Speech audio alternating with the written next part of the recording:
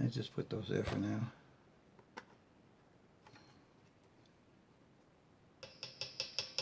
Copper claw. Plastic cover on that. A copper claw. It's the first guitar I've seen with a copper claw. Now the screws are almost all the way in. And the tension on the springs are not that great. It's got a good sized block like I told you. See? It's got Phillips head screws.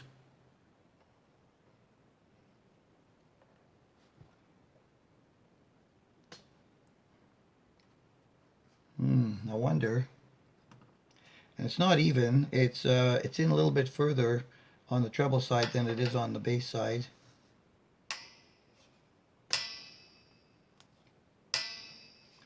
Oh.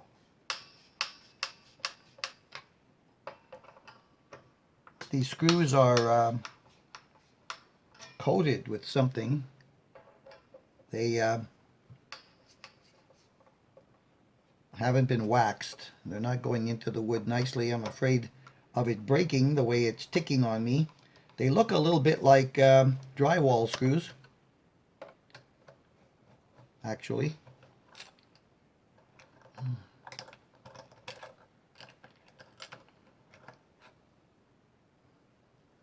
It does look exactly like a drywall screw.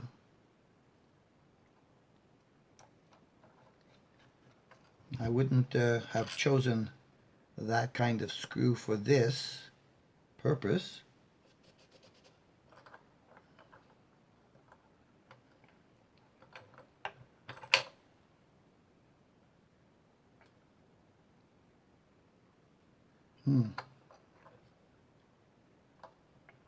Nice claw though.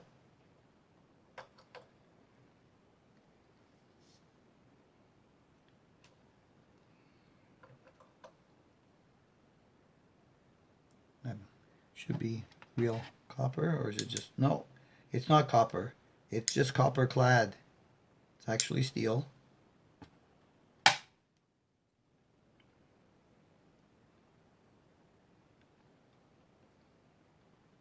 Not copper. Okay. I'm going to have to look at screws, see if I've got something maybe a little better than these drywall screws. They're very thin. They're not that thick on the threads. And these things are notoriously brittle.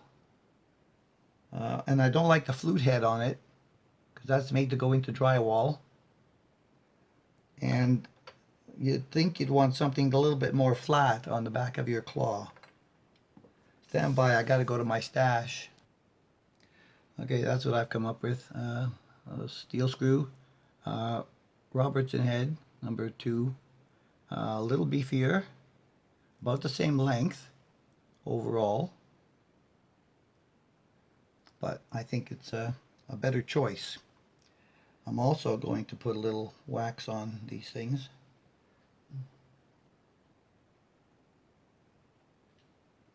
Before trying to put them in.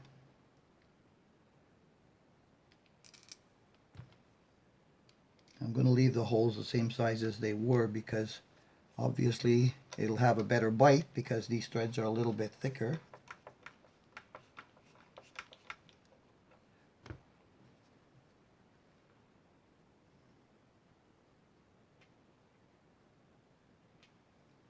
A little wax on those threads. I don't like to hear the tick, tick, tick, tick in the wood when you're screwing on screws so brittle.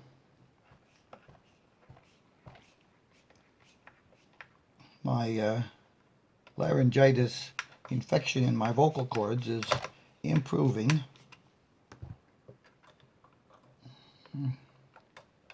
Should I have put that on first?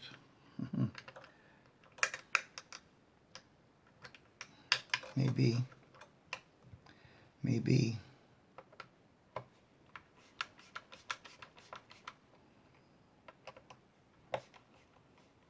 And that screw is a little bit off angle anyway.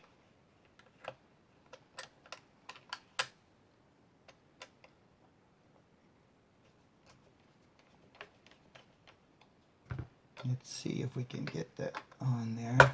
Whoops. I knocked it off.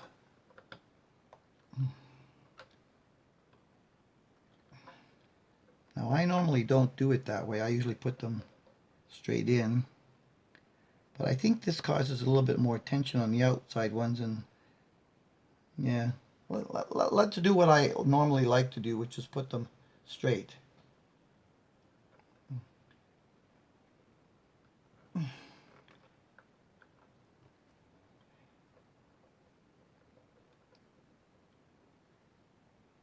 Now this one feels tauter than these two. I might have to change springs.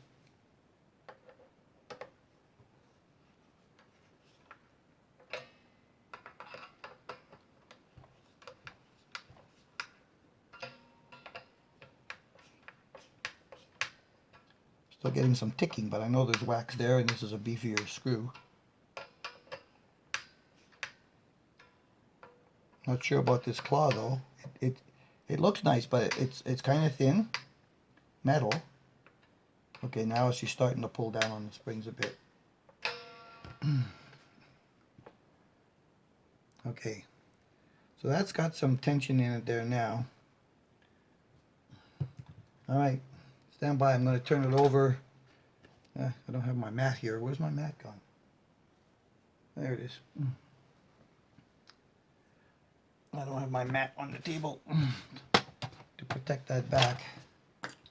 All right, let me give this another shot, see what I can do. With the 3 springs, my screws have had to go almost all the way into the wood, which is not ideal, but I did get enough tension on it now that it is up higher than I'd like to see it here, leaning forward. I don't think I can show you that, maybe like this. Yeah, there. That is angling up a little bit higher than I'd like to have it, but I do have enough tension that I was able to get it to stay very close to tuning now. All of the intonations are off except for the G. And the truss rod, now that I have all this tension on the neck, does need an adjustment. It's not as flat as it was. Oh, I see. It was kind of released.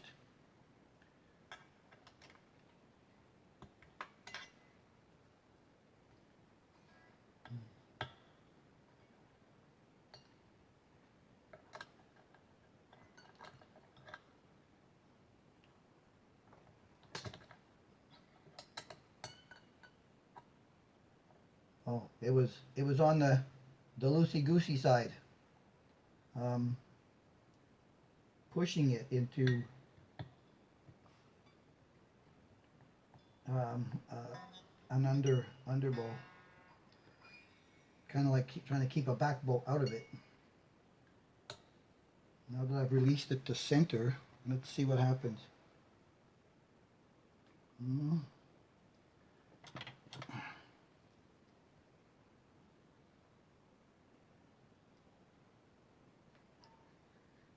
You know, some of these fret ends are not seated properly. I can get my fingernail right up underneath these ones here.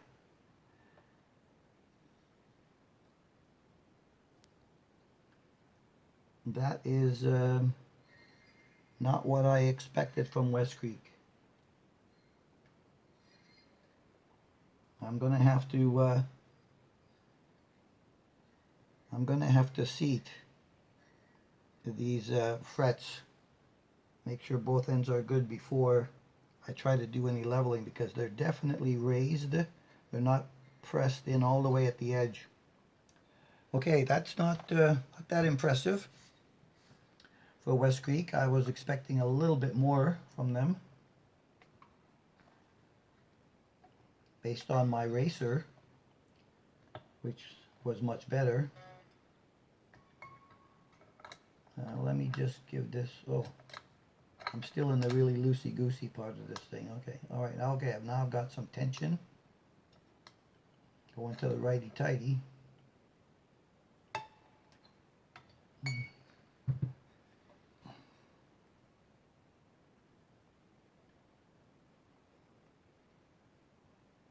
And let's see down there.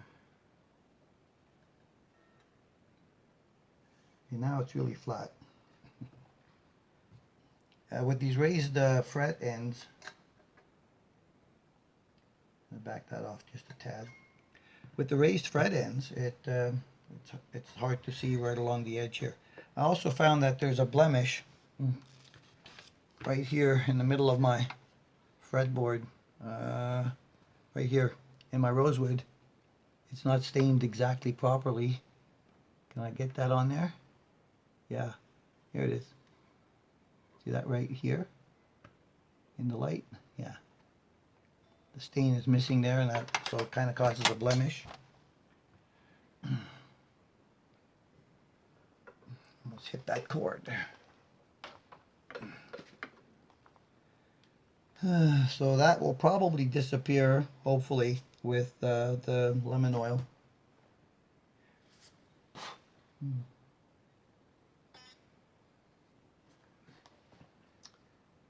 See how that's doing. Okay. Let's put these strings back underneath the trees. Sometimes it's really difficult to get your full swing here between the two strings, the D and the G. Alright, now that I've tightened that up, that should be a little sharp. Oh no, it's right on E. 2, 3G. D is a little flat.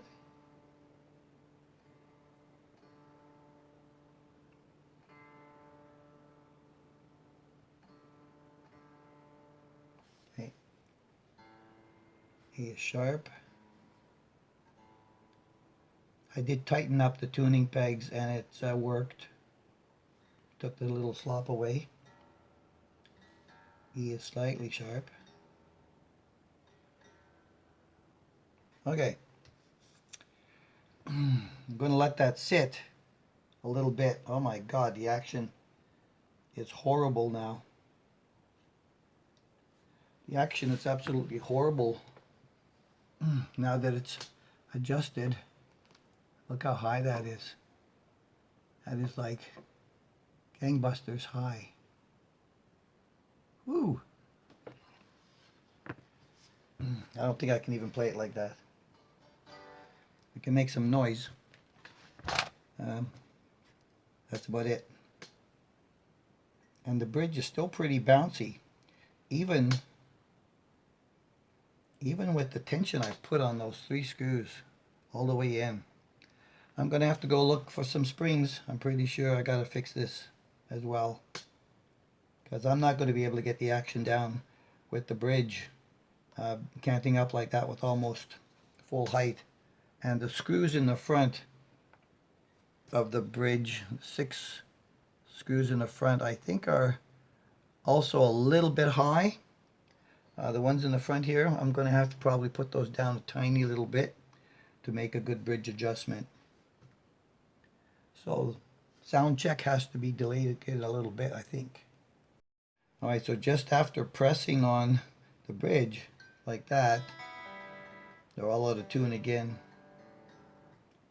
Okay, I cannot get it in tune to see what it really sounds like. Well, I got my stash of springs out. So this is a spring that is on the guitar.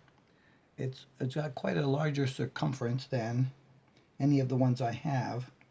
So I've got 4 like this, which are similar in length to these, but smaller in diameter and possibly no tighter than the originals, but maybe just slightly. And then Leave that there. And then I've got 4 like this. Then I've got 3 that has the hook on the top a little bit shorter. Again, similar in length of spring.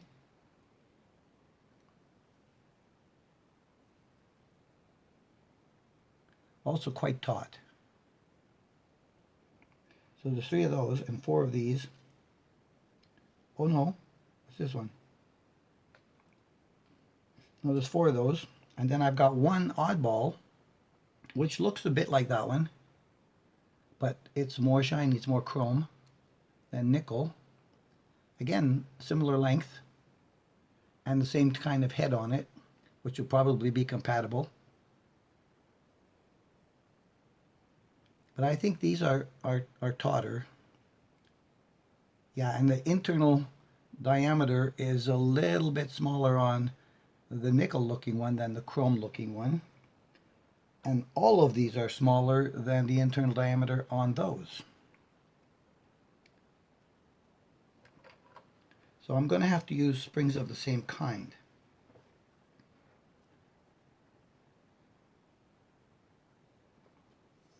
One, two, three, four. 1, 2, 3, 4. So I've got a chance with 4 and 4. And this one might be okay with one of those. But these 3 here are definitely all different, and they're kind of mushy. I also found a more substantial claw than this little copper one. 2, 3, 4, 5. 1, 2, 3, 4, 5. It's a wee bit wider, and the holes are a little wee bit wider than they are there. So I'm gonna try to stick with this claw unless I really have to change it. So let's take the originals out. Okay. And let's go with, how long are those compared to that? Okay, so the spring lengths are almost the same, but the hooks are longer, which means that they wouldn't be giving as much tension. But these hooks are about the same as the original one. So let's go with these.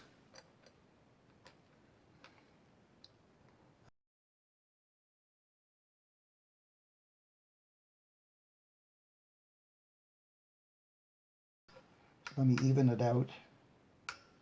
Okay.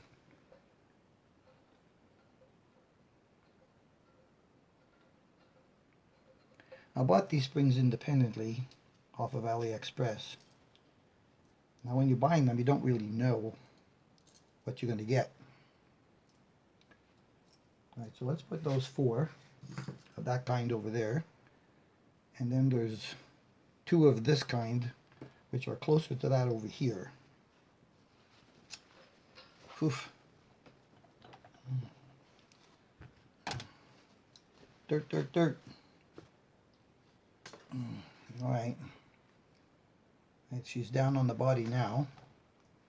And I also said I wanted to tighten up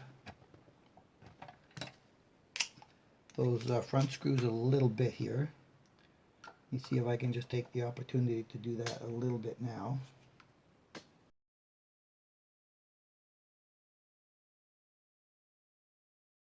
the front end.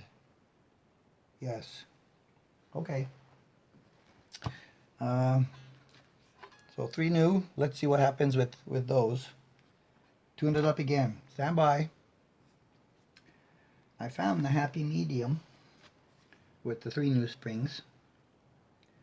Again, the claws really close in, but this tension is what it took to be able to get this to stay where I want it to be. I'm seeing I have a little problem with one of these screws here.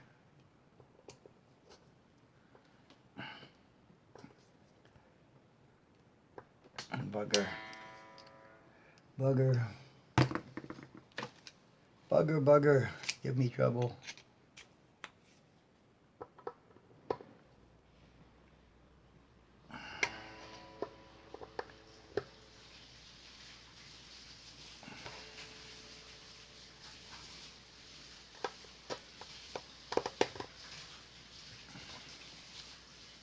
they're looking closer to being all the same.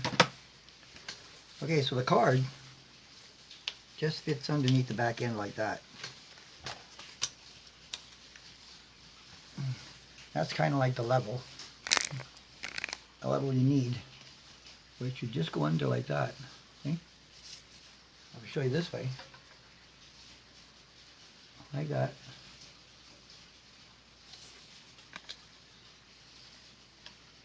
Just underneath, just like that. That's perfect. Now, the action. Oh my, look at that. That's because of where the saddles are set really high. And pick up way far from the strings.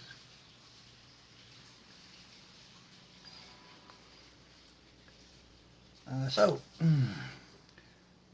now that I got that part solved, I'm going to have to think about doing something with the neck, but before that, let's see what kind of sound it makes. Okay, I have moved everything. Let's do a quick check. Okay, back to my standard deluxe reverb. Neck up, up. Let's see what she sounds like. This is the bridge in full, no split.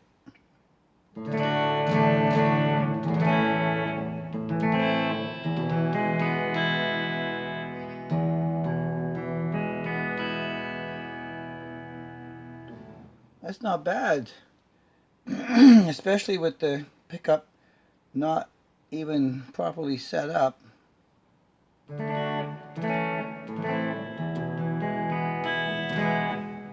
So that'll be better. Also, this one is too far. The middle is too far as well.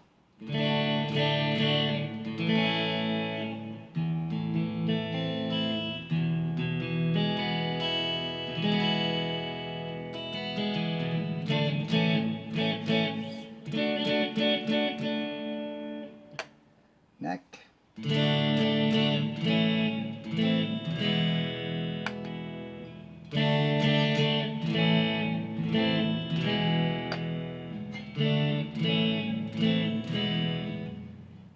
Okay, so the neck is the furthest one from the strings at this point by what's looking like a ½ inch, but I'm sure it's not a ½ inch. It's 1/4 inch. Just a tad over a 1/4 inch. Just a tad under a 1/4 inch. Just a tad over 1/8. Just a tad over 1/8. So that one's flat. Yeah, so I think this has possibilities.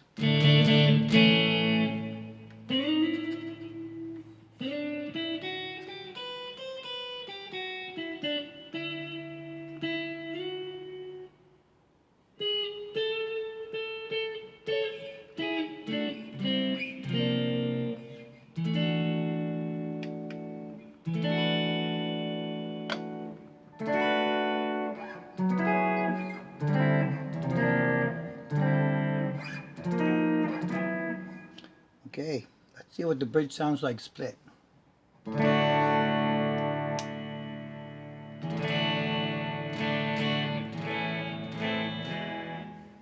Yeah, they put that full split. There's no frailing.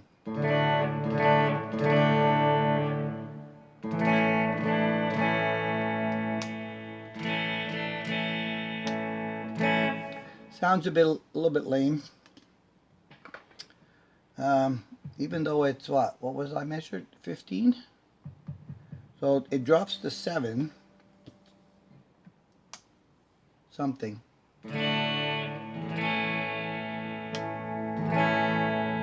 These are only 5.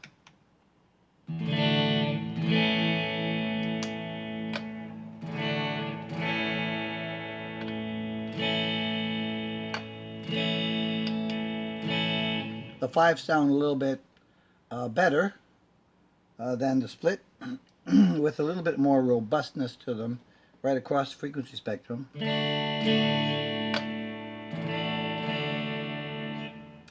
Yeah, it goes too far down. So it might not be useful that way, but if I was to boost it a little bit, it's probably going to be good. So I don't think I'm going to have to do anything with the pickup swapping on this guitar. So now I'm going to have to basically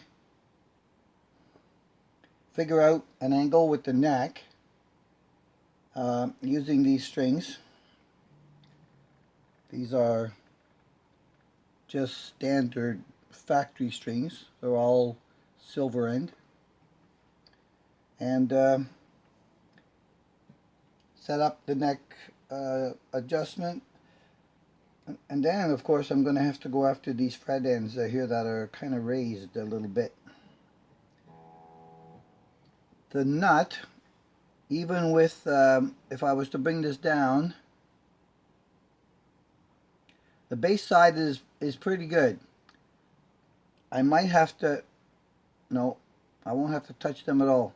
But the G and the B for sure are going to need a touch on the nut. I can kind of see, yeah, the way the string goes through the slot, I can see that it probably needs a little bit more back angle on it, and just lower the front end a tad. A hair if you can find one. So yeah, angle, nut, and adjustment, and touch up the intonation. We are going to take a look under here to find out what's going on. And then that's the inside and the outs of the JX20 at the moment. Jack feels good. These do not have the pure tones like the Musis. They just have the standard Asian Jack. So I'm still suffering a little bit from my laryngitis there.